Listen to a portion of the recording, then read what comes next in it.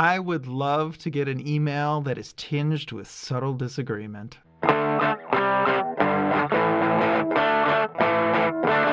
And welcome back to another episode of Exposing Ourselves. I'm Travis Ritchie, and this is episode 27. This is the show where we expose each other to new things. Matt, a big music fan, will assign me one of his favorite albums or playlists to listen to each week, and I, a movie buff, will give him one of my favorite films, and we come together on this very podcast to discuss it all. And with me, as always, is my very good friend, Matt Runquist. Hey, Travis, I love the little dance you did there. But it's just for you. Just for me, because no one else can see it. Hey, That's Travis, right. This week I watched the movie Rise of the Planet of the Apes, and you listened to the music of singer-songwriter Vance Joy. Vance Joy. You know, I do love, points just for having the word joy in your name. I am all about that. Absolutely. And I have to apologize to our listeners for being on the radio and not being able to see my little radio dance. It's a little shimmy. It was good. It was good. You know what? There are lots of voice actors who do an awful lot of physical acting while they're in the booth. It's important. Yeah. Your voice is attached to your body, literally. So Whoa. It helps. That's crazy. I know. I'm into it. True. So how was your week, my friend? My week was pretty good. It was 4th of July week. It was. So maybe that's why it feels both at once that it's been so long since we've chatted, yes, and yet not. I don't know. No time at all. Yeah. Actually, there is one pretty negative effect of the 4th of July weekend, which is that there are many fireworks, and wow, does my dog hate fireworks. Just one of them, but one is plenty. He hides in the closet. We have headphones for him to keep the sound down. We give him trazodone, which is like a mild... I don't know if it's anti-anxiety or sedative, but it's pretty mild. Yeah, like a Valium or something. Yeah, it does work pretty Puppy well, as long as you are able to give it well in advance. But our immediate next-door neighbors this year had a party, and there were a lot of very illegal fireworks going off just feet from our house. It was very unpleasant. What do you mean they're very illegal? I thought Wisconsin was all pro-firework.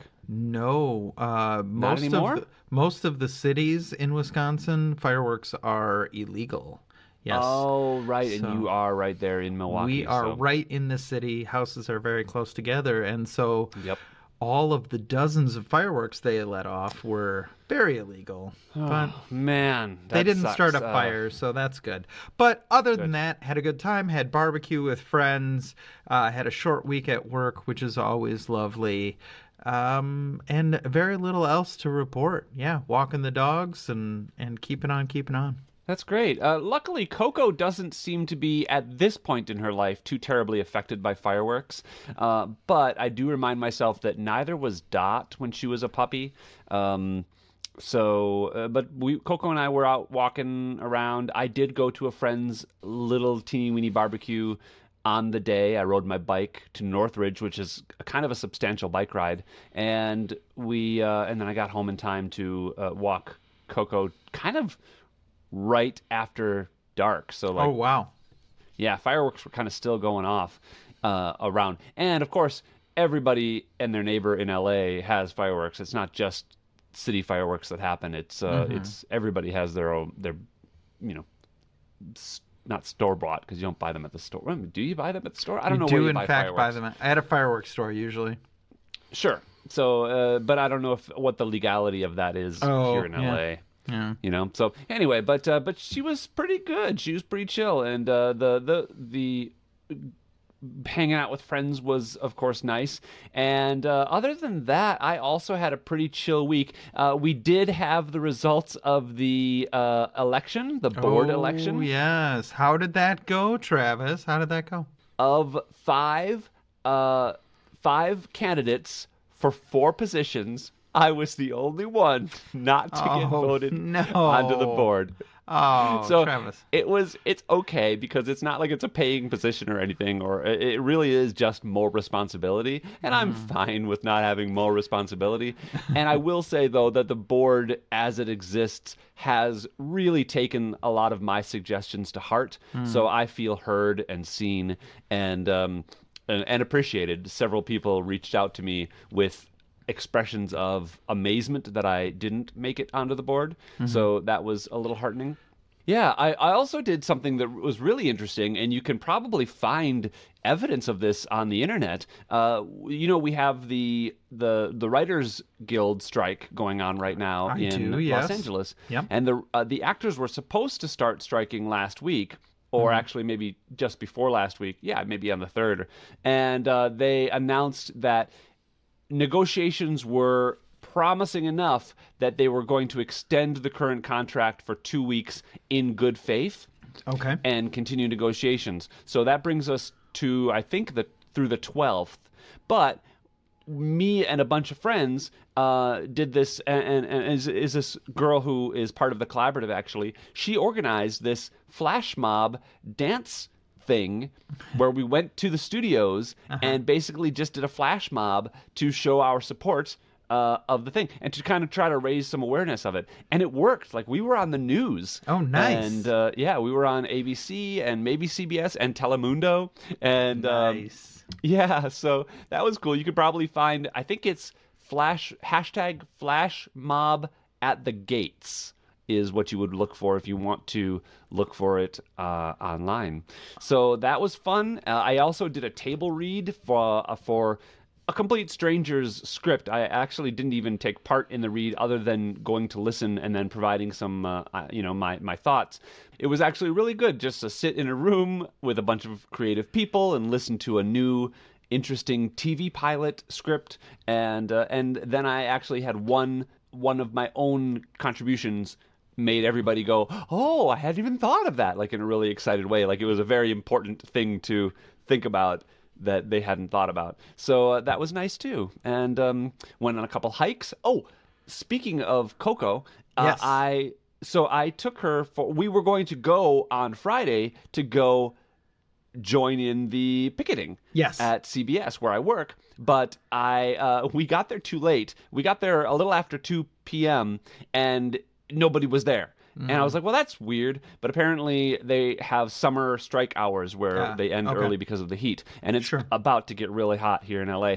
And so instead, we just rode on the bike it was already the furthest we've ever ridden on the bike with her bike trailer, behind it. Yeah. And we rode to a friend's house to then hang out there and then go to a park when it cooled down a little bit. Okay. And we're riding down the road and I get to a stop sign and all of a sudden, Coco walks up next to me. And I'm like, what are you doing? And I looked and she had chewed her way or forced her way through the front seam, I guess, like broken the zipper, not the zipper itself, but the seam for the zipper, and pushed her way out of the front of the bike. Oh, no. And I was like, oh my God. And so I put her back in, scolded her a little bit, and then I attached it via, like, there was still a little Velcro attachment for the thing. And I attached that thinking, maybe it'll hold. No, of course. 20 feet later, she was out again, poking her head, trying to call out. And so I pulled over, and then I realized these things have little attachments inside to secure leashes to, right? Okay. And so I hooked that up, and then she was so happy poking her head out the front, but not being able to go anywhere because she had the leash attached. Yeah.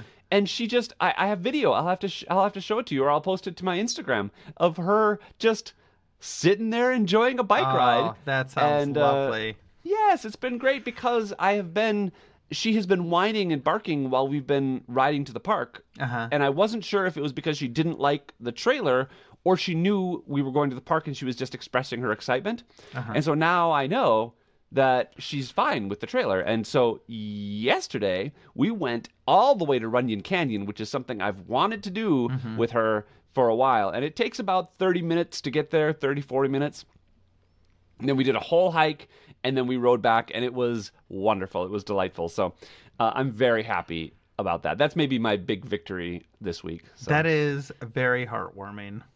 Yeah. So good news, exciting stuff. Being a doggy daddy again is definitely good for me.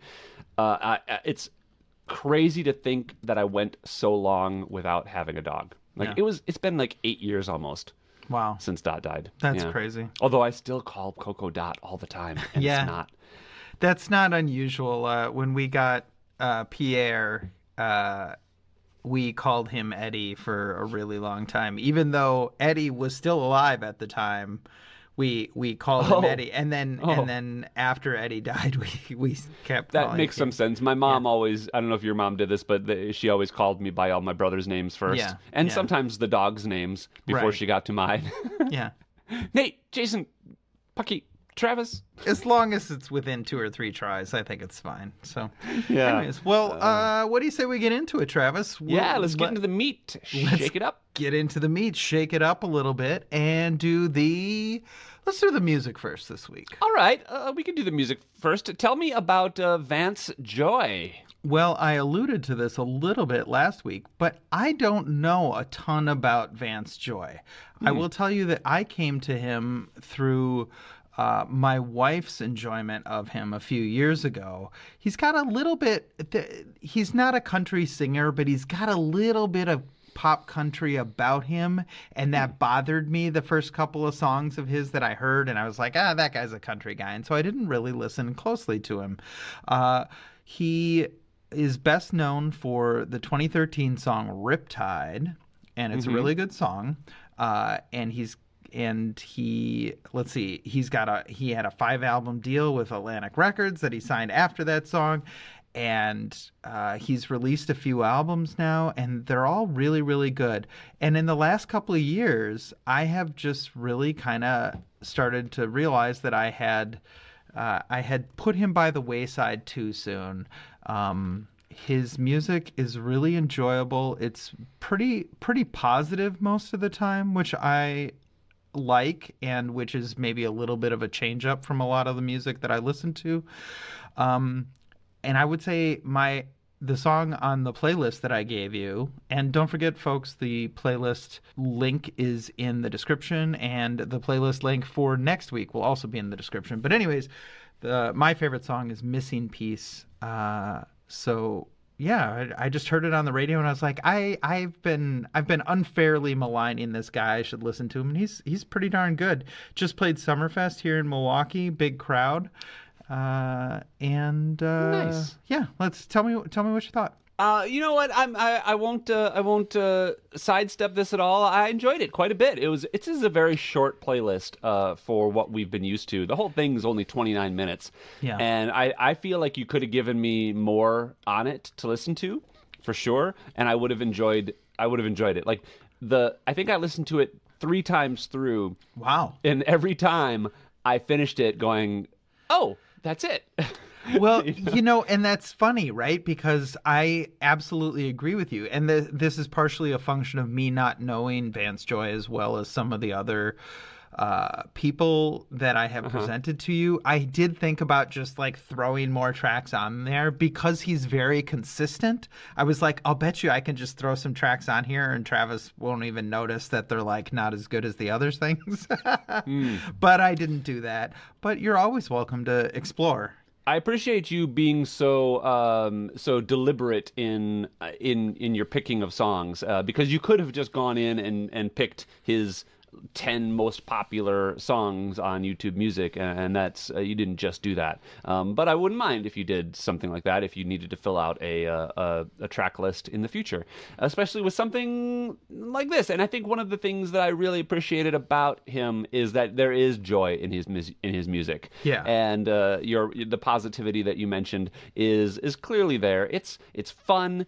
Anybody who uses a ukulele? There's definitely ukulele in there.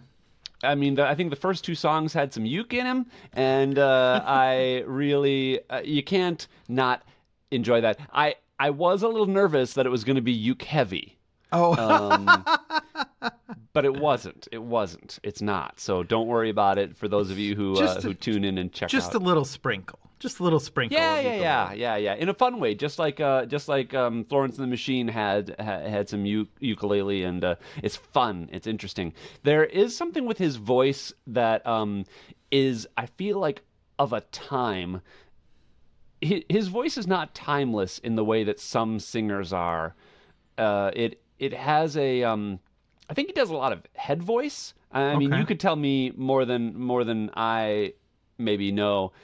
There, it's just he goes high in a way that's not doesn't feel like his natural voice, right? Right. Yeah. It's like his performance voice, Hmm. and that's okay. I feel like I wonder if I will still be into this or if he will still be relevant in 10 years. But of course, maybe if he's already been around for 10 years, maybe he will. I don't know. This is the first I've really heard of him. So, but Yeah, that I was will really say my only. he's been pretty consistent. Every few years he releases an album, and one or two songs off it are pretty popular. Riptide, it's funny because I didn't know this, but Riptide was actually a massive hit, right? And I think we Oh, talked about this last week that like Riptide is the song that he plays at the end of the show. okay. It's really the song for him. And I didn't come to him through that song. I didn't even know that song was Vance Joy. When I was listening to the playlist this week, I was like, "Oh, this is Vance Joy."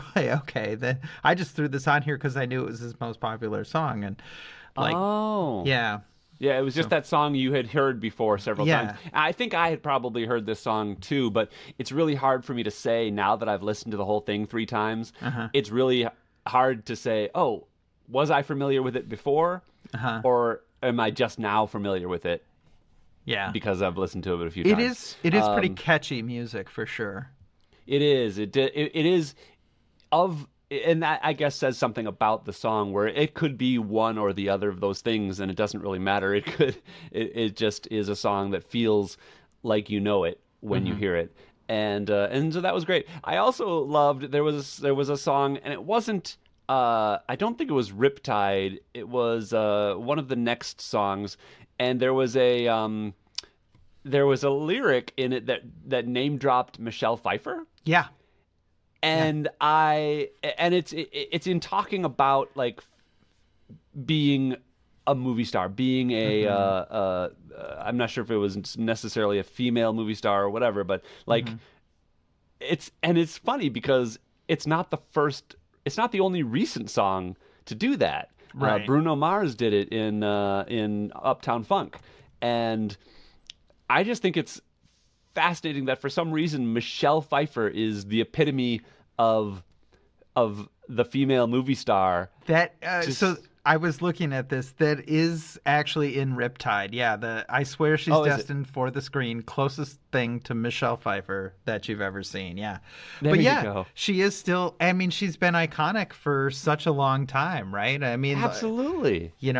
she was kind of, I would say, mid-late career when What Lies Beneath came out, and that was 22 years ago, right? I know, right? Yeah, I just thought that was so funny that especially since we just watched a Michelle Pfeiffer movie, and Yeah. to have that name drop in here, and that like I can't think of other actresses that are name dropped like that in music. Yeah, that's maybe in rap there's a few actresses that might be name dropped, but Sure. just because so much of rap is making allusions to other Referential. parts of pop culture, but certainly in pop music, sort of pop rock type of things, I don't think it is very common. And yeah, Michelle Pfeiffer she's the one that everybody knows. And it is a great name, though, Michelle Pfeiffer. It flows. I don't know if I feel like maybe that's not her real name, her given name. We should probably look that up. But I think what a great name to have chosen. So, right? I don't know. Yeah, So absolutely. yes, I enjoyed this music. It was I don't know if it's the type of music that I'll be listening to in 10 years. Like I do feel like it's of a time of maybe the last 10 years. It feels Sure. very like of the last that period of time, right? Like pre-pandemic type music. I don't know how to describe it. That's interesting. So first of all, Michelle Pfeiffer is her given name. Oh. Interesting. You're quick, man. Because it's a fantastic name. But second of all, you made this a similar observation about The Killers, saying it felt like it was of its time, and that was early 2000s. Can you put your finger on what you think feels maybe not timeless about this, or is it just like a sense? I think in this particular case, it has to do with probably the things I've mentioned already. The combination of ukulele, which is traditionally not a common thing, but was for a while a little bit popular, right? Mm-hmm. And then also his voice, his style of singing, being untraditional means that it's specific, and because of that specificity, I think it's going to place it in this period where we have, and again, I can't pinpoint other singers who do the same thing with the way that they sing, but I just feel like I know it. I feel like I've heard it from other singers around the same period of the last 10 years. Sure. This kind of like head voice, la la la la la la la la la, instead of just using your voice, Yeah. I'll say it's funny, right? Because I sing along to things a lot, and I am always stunned at how high male parts are. Because when I listen to them, a lot of times I'm like, oh yeah, that sounds normal, right? And then I try to sing along with it, and I'm like, this is in the sky, right? Yeah. And that happens to me a lot. So I can definitely see that. Do you think it happens to you more commonly now? Because I do the same thing, and like I never had that problem with Billy Joel or Paul Simon or even some of the people that did sing higher, like Susudio, Phil Collins. Phil Collins, has a higher voice, but I can generally reach it, and that sounds kind of like his real voice, Yeah. But I don't know. I guess I'll sum it up by saying it sounds like like I said before, a performance voice, an affectation, sure, rather than his actual singing voice. And I think because of that, that's what places it in a particular period of time for me. All right, cool. Well, given that it's you are certainly welcome, and our listeners, to tell me I'm full of poop by thinking that. Like, feel free to write in. I admit that I am not a music expert. This is the whole premise of this show, is that I don't know what I'm talking about. I'm just discovering my musical language as it pertains to pop music and entertainment music. So tell me I'm wrong. Feel free to write in. exposingourselvespodcast@gmail.com. Dun, da, da. All right, cool. Well, I think it's time to rate it, Travis. What would you like to give this for a rating? Yeah. You know what? It's better than average. I'm gonna give it a solid 7. A solid 7. A solid like 7. Like a good 7. Yeah. You sound sure. You sound sure that this is a 7. I'm pretty sure it just feels like a 7. I'm perfectly happy to listen to this anytime. It might not be the first thing I choose to put on, and I'm not sure that I'll like it in 10 years, but Sure. All right, cool. Well, my rating for this is very, very close to yours. We almost matched up on this one, but I am going to give it an 8. I do really. Okay. I think I would have given it a 7 6 months ago, right? Interesting. But I've gotten a little more into this lately, which is what got me to bring it to you. Nice. So it's an 8 for me. Nice. And if you wanted to challenge me 6 months from now to give it a listen and see if I still like it, maybe I would bump it up to an 8. If longevity is I think my only sticking point on this one. Fair enough. Yeah. All right. Great. 7 and 8 sounds like a pretty good album playlist. So check it out on our on the video on the what is it called, the info, YouTube music. The description. No. The description, exactly, the podcast description. You know what I'm talking about, people. Speaking of people, let's talk about the end of people. Let's talk and about the rise apes. of the Planet of the Apes. Yeah, let's do it. So I assigned you this movie.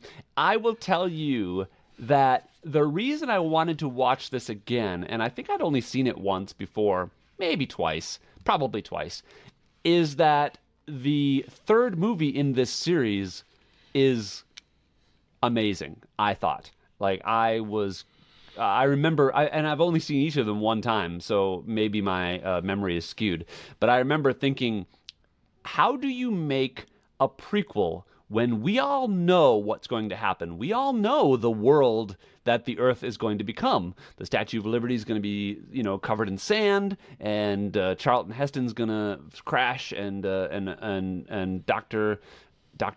Ozymandias? No, Dr. Zaius? Dr. Zaius. Dr. Zaius, Dr. Zaius. Is going to make friends with him or something. I don't know. I've only seen that one time too. But it's such a trope, the Planet of the Apes, and there was that awful Tim Burton reboot a few years back, and like did we need a prequel to all that? I didn't think so 12 years ago when this movie came out in 2001, but somehow they did something interesting. And this movie stars James Franco and John Lithgow and Brian Cox and Tom Felton of Harry Potter fame, and David Oyelowo, and those are the recognizable human actors. And then they cast Andy Serkis, who played Gollum in The Lord of the Rings, to do the performance capture for the head ape, Caesar. And you follow Caesar from before he's born, and basically it explains how humans are trying to come up with a cure for Alzheimer's, and they're messing with the brain, and they're testing this brain drug on chimpanzees, and that's how this all gets started, because James Franco's dad has Alzheimer's, and he's desperate to find a cure, and so he tests these drugs maybe unethically, and anyway, so along comes this. They test it on this one chimpanzee who ends up having a baby. Like, they test it while she's pregnant, and so the drug gets genetically passed on and improves the brain function of Caesar. So in order to get all this ape acting, they did them completely CGI. And in order to get that performance, they hired one of the best performance capture actors around, with Andy Serkis. And man, is it good. Like, I mean, the movie itself is not that great on my recent viewing. Yeah. But the emotion that you get through the eyes of this ape is kind of spectacular. And so it's a trilogy now.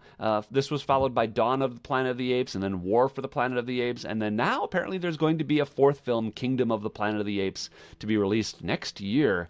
So Matthew, what did you think of Rise of the Planet of the Apes?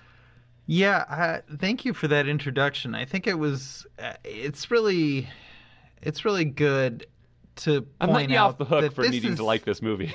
Well, thank you. I appreciate that.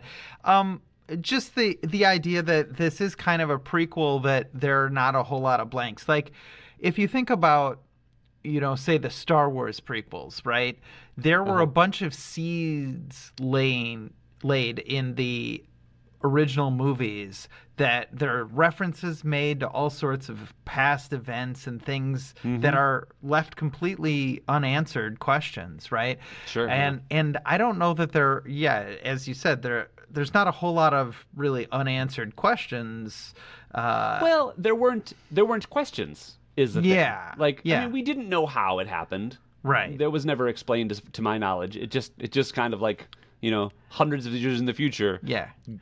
Well, because apes are in charge. So the original source material, I believe, is a short story or a novella. Maybe it's even a whole novel, but it's a relatively short science fiction story, and it's one of those stories that's, hey, here's the little twist at the end. It was Earth the whole time, right? And it's a trope, right? And you're absolutely right that they weren't like sort of explicit questions asked, but you can kind of fill in the blanks, right? So here's this movie that doesn't seem to have a whole lot of reason to exist, but it does. Mm-hmm. And yet. And I mean, I'm going to agree with you wholeheartedly here. The CGI is very impressive. There are times when it's easy to forget that it's CGI. I would say there are more times when it's not easy to forget that it's CGI. Right. They do that thing where everybody moves just a little bit too smoothly, and and it's just tough. But I don't want to read it too hard, like the CGI, that is. It's very impressive. I have a tough time with CGI movies. You know this. It's part of why I struggle to connect with superhero movies, is because a lot of things don't have weight when you're dealing with CGI, and that is a problem that this movie kind of struggles with at times. Oh, interesting. I was going to say that this movie actually does that particularly well in most of the situations with the apes actually having mass. So let's sort of move to a little bit of a plot action-y question, right? Like, whenever you're having a particular piece of action, right, you want to be able to like photograph it well and have something that's visually striking, but you also want to have that visually striking thing make sense, right?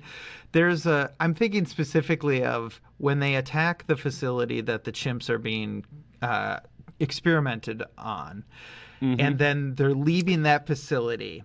There's this scene where the chimps burst out of like 4 different levels of the building at the same time. Through the windows. And it's not clear why or how any of that. Like why are they jumping through the side? Why don't they go out the door? They went in the door. Why don't they come out the door? Why are they bursting through the side of the... And the answer is because it's visually striking. Right? Sure, that's the answer. Well, and maybe it's the closest exit, and they're not smart enough to know how doors work. I don't know. But it does not look real. It does not look like a thing impacted the window in order to break it. Right. Yeah. So, and there's a bunch of nitpicky things that I could say about that, but ultimately, I think a lot of the action chooses visual impressiveness over like a sort of groundedness. And that's fine, right? But it does turn this into the type of movie that I struggle with. So the other thing that I wanted to say... And I will say, let me pause just for a second and say that I had not remembered it quite being that way. And I think, and again, I'm not positive because it has been several years since I've seen the sequels, but I think the sequels pull back on that a little bit and improve the CGI and decrease the instances where you are pulled from the story because of it. And so, that's I feel like it gets better. Okay. And I also go ahead. You continue because I have another nitpick. Okay. Well, here's a nitpick that I had. So you laid out this very impressive cast, but you forgot one of the most important people, which is Frida Pinto, is in this movie. And it's very easy to forget that she's in this movie because she has literally nothing to do the entire time. She's just the arm candy that hangs out with James Franco. Are they dating? Are they married? Are they sleeping together? Does she just like hanging out with a super smart chimpanzee? What's going on there? I don't know. But you know what? Frida Pinto is very pretty, and she does a great job. Yeah, she does, and she actually, I believe everything she said in the movie. Like I think she's a very good actress. I don't know her from anything else. Okay. Do you? What is she from? I know her name, but I don't. Okay, I don't I know. didn't even. Yeah. I couldn't. I wouldn't have even known her. But I will say, I was disappointed by some of the acting in this movie. As an actor, that's something I keep an eye out for. Okay. And I thought the two elder statesmen, John Lithgow and Brian Cox, were great. They Okay. both are wonderful in everything. Brian Cox is basically Brian Cox in this movie, and John Lithgow actually had to do some heavy lifting acting Yeah. because his character was going from severe Alzheimer's to no Alzheimer's and back again in pretty short order. And but it was the two or three younger actors, specifically James Franco and Tom Felton Yeah. and David Oyelowo for some reason weren't very good. Yeah, They I were don't okay. think I would say the only one of them that was even believable in the role was Tom Felton, and that's just because, the role is kind of like somebody who's not very good at It's stuff. a two-dimensional jerkhead. Yeah. Like Yeah. there wasn't much to do. Like I mean, he was. I honestly I think he was more believable as Draco Malfoy, especially in the later movies, than he was in this character. And maybe part of that is he had to deal with the English accent or the American accent. Yeah. I don't know. I don't know what his deal was, but he didn't feel like a fully fleshed out character, and the way he delivered some lines was not particularly believable. But I mean, I want to give him some wiggle room because he wasn't acting with an actual ape, but most of the time, Andy Serkis or some stand-in for the apes was there, so it's not like he didn't have anything to act against. So I don't know I don't know how to necessarily excuse that acting, other than maybe it was also the script. So I wanna move on to my other big gripe about this movie. And this isn't a Yes. gripe about the movie per se, right? This is a really hard movie to watch. At least the first half. There's pretty significant animal abuse going on. And it's like if you are an animal lover, and you are aware of how intelligent chimpanzees are, this is a rough watch. Like this was not fun. It was deeply unpleasant, and it didn't Yeah. feel. And it didn't feel like it didn't feel like the story. Like it didn't feel like the story was surprising in any way, or it was like the humans sucked and the apes took the planet over. And like, yeah, duh. I feel that way now, and I haven't even taken an amazing drug, right? Like, humans do kind of suck most of the time, and Yeah. so I don't know that I really needed to see like the details of like apes being caught in the wild and then sold to research facilities, and then research facilities treating them very poorly, and then moving them on to primate rescues that are also treating them very poorly, and shocking them, and like it was rough, man. I will say not every human was mean. I mean, there was something in the research facility that the people actually dealing with the apes were trying to treat them fairly humanely, and well, it was just like the boss didn't care about how the apes were treated. He just wanted the money from the drugs, and and I do think they did have to set up the idea that we had to root for the apes. Right. Right. I don't have any complaint about that, right? I just like the story is very simplistic. It is very much like humans bad, apes go crazy, right? Like And that continues on through the whole theme of the next couple movies too. yeah, and so I just wanted to call that out and say like this was a hard watch for me. Like Interesting. if there there's the website Does the Dog Die, right? Uh-huh. This one felt like the kind of movie that I would like see the warning on Does the Dog Die and be like, yeah, I don't want to watch this. Interesting. Well, you would hate the newest Guardians of the Galaxy movie. I've heard that. Yeah, I've heard that. It's basically 2 hours of animal vivisection, and it is. I had a hard time watching it, and this one I did not have that same problem with. I thought that it was done in the service of the story. It in the way, we're seeing this kind of treatment of animals in order to show why they have the right, I guess, to take over and win. And what's interesting, what I really like also, is the way they thread the needle of apes rising to power wasn't the apes deciding that humans needed to die. They did nothing. It was the humans that did it to themselves, like through hubris, right? The hubris of man. Yeah. And we created the virus that kills us and just happens to give rise to the apes. Yeah. Which, yeah, that is, I would say that is probably the cleverest part of the plot, is the fact that, because of course, no matter how many chimpanzees and orangutans and gorillas you release, they're never going to be able to take over the world unless there's a significant drop in the human population. And exactly. This movie does a really good job of telling that story without hitting you over the head with it. So that was good. I'll give it that. I think so. For me, the best reason to watch this movie is Andy Serkis's performance. I think it's extraordinary, and it gets better. I went to a Q&A with him for the third movie, where he talked about doing it, and they did a screening of War for the Planet of the Apes, and it was just kind of, it's brilliant stuff.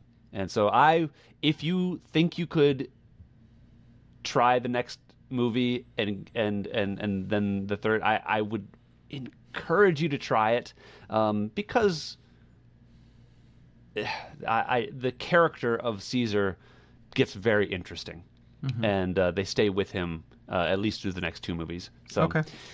Well, what did you give it a rating for us? Ooh, a rating. Well, I think you will be unsurprised to learn that this is below average for me. Yeah. I did like the actors that you called out, John Lithgow, and who's the... Brian Cox. He's in Succession right now, which if you need to watch some TV, it might be your thing. I haven't watched it because there's no superheroes or spaceships in it. But it was generally regarded to be an amazing show. I watched half of the first episode and found it very depressing. So it is a show that apparently doesn't have any good character, any redeeming characters, which is also a thing that I don't like in television. Yeah, that's going to be tough. I need someone to root for.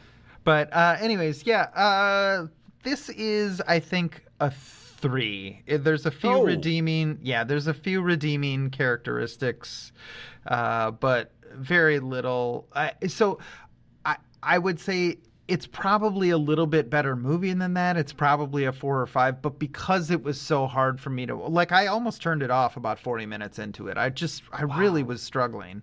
Interesting. And so, for me personally, this is a 3. Interesting. I didn't realize that you were so sensitive about animal abuse in movies. I, of course, love animals of all kinds, and so I'm sensitive to that. But I didn't find the same difficulty in watching this that you did. So a 3, interesting. I found it to be better than that. But this also, I think, one of the fundamental problems we have with this movie is that it's not your type of movie. This is fundamentally a science fiction movie of a sort, because it's dealing with unreal science. And so I am going to call it and this type of movie does tend to tickle my fancy. So I'm going to give it I'm alternating between a 6 and a 7 because it doesn't hold up as well as it should. There are definitely things that are subpar about it. I wish they'd gotten any other actor than James Franco to be the lead. Yeah, he's not great at all. Yeah. So maybe I'll give it a 6 because of that. You know what he reminds me of? He reminds me what? He reminds me of Denise Richards as a nuclear scientist in Bond. That's what he reminds me of. Oh, interesting. Or Denise Richards as a pilot in Starship Troopers, which you probably haven't seen. I have seen Starship Troopers. I was a huge Robert Heinlein fan. Yeah. Yeah. Denise Richards is also not great. But James Franco, man, it's funny because I've seen him in stuff that I've liked him in, but I just don't think he's a great actor. His brother, I think, is better. Yeah. His younger brother. Anyway, and cuter. So I think a 6 for me is probably where I'll end up. All right. Interesting. Yeah. I do know what I'm giving you next week. If it Ooh, matters. I'm excited. Let's find out what it is. I am going to go back into the 80s again. And fun. I hope that you haven't seen this movie, but I had to in order to continue our Michelle Pfeiffer trend. Okay. And I want to share with you one of my very favorite childhood movies. And it's a movie called Lady Hawk. Oh, okay. Sorry. Have you seen Lady Hawk? I have not seen Lady Hawk, and I will definitely watch it this week. So Lady Hawk, it stars Michelle Pfeiffer and Rutger Hauer and Matthew Broderick in a kind of a fantasy, medieval fantasy with knights and magic types of movie. And the premise is that Rutger Hauer gets on the bad side of some noble. I want to say a religious guy, like a what's below the Pope, a bishop of some kind, Cardinal. A cardinal of some kind. I think that sounds about right. And so the cardinal makes a deal with the dark ones, the devil, Satan, I don't know, somebody, and basically puts a curse on Rutger Hauer. And so the cardinal loves this woman. Rutger Hauer also loves this woman who loves Rutger Hauer. So the cardinal can't have her. So what he does is he curses them so that during the day he's a wolf. During the day she is a hawk, and during the night he is a wolf, and so they are together forever, but also forever apart. So that's the curse. And Matthew Broderick is the comic relief. It's one of his first movies, actually. I think it's pre-Ferris Bueller. Is it pre-Biloxi Blues? Ooh, boy, that's going back. It would be around the same time, that early to mid 80s. Okay. The other thing that is delightful about this movie, do you remember the kind of the out of time style of music that the Highlander had? Yes. This is more. More. This is a pure 80s soundtrack. Nice. And I love it. And so I hope you do too. It's fun. It's there's, as far as I know, not a lot of animal abuse that I remember. But I haven't seen this movie in at least a decade, so I am interested in watching it. I did look to see if it was on streaming anywhere, and it's not. You'll have to rent it, but it's like $4. So okay, all right. Yeah. What you got for me? Have you ever heard of the band Fun? You know, I love that you ask me this question. I enjoy hearing it every week. I have heard of Fun. I don't know that I know them. All right. I've heard of the concept of Fun. I've heard of the concept of Fun. Yeah, so Fun is a band that had a couple of albums in the early 2010s.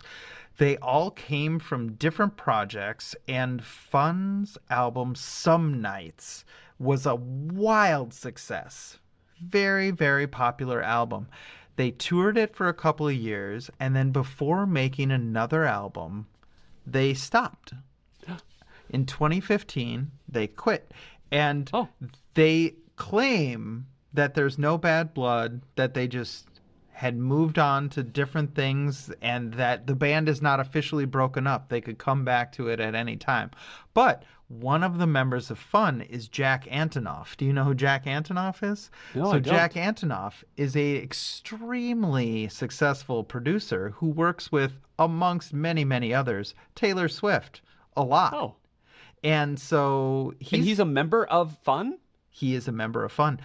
But he's busy now. He's busy. He's doing stuff. He's busy doing stuff. Yeah. He also has a band called Bleachers, which is very fantastic and has released a couple of albums since the last Fun album.